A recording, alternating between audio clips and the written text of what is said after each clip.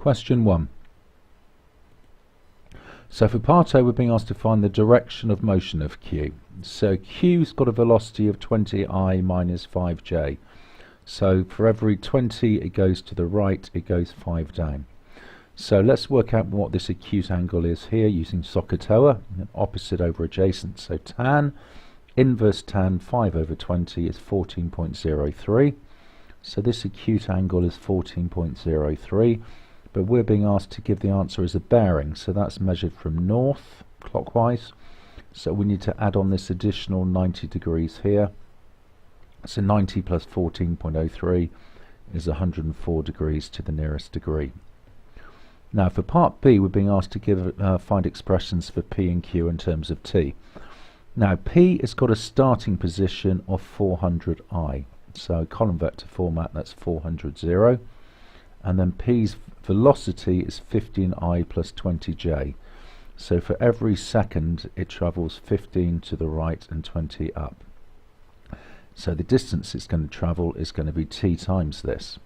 So its overall position is going to be its starting position of 400 naught plus t times 15 over 20.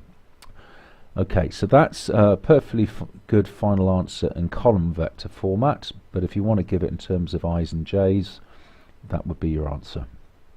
And similarly with Q, we're told it's got a starting position of 800j, so 800, and then its velocity vector is 20 minus 5. So that will be its an expression for its position. And again, you can give your answer in terms of i's and j's if you prefer. Now for part C, we find the position vector of Q when Q is due west of P. So Q is to the left, P is to the right, but they're horizontally the same. Okay, their J component is going to be the same. So we don't know how many left or right, we don't know the I component, but we do know whatever the J component is for one, it's going to be the same for the other, because they are left and right of each other. So the J components are going to be equal. So for P, its J component is 0 plus t times 20. So 20t, and this is going to be equal to the Q component for J, which is 800 plus t times minus 5. So 800 minus 5t. So we've got a simple equation to solve. So add 5t to both sides, divide by 25, we get t being 32.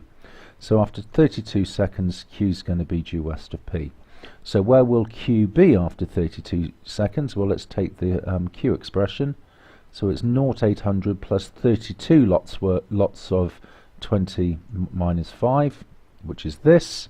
So our I component is going to be 0 plus 32 times 20, which is 640. On our J component is going to be 800 plus 32 lots of minus 5, which as it happens is also 640. So in column vector format, our position vector of Q will be 640, 640. Or in IJ format, it's 640I plus 640J.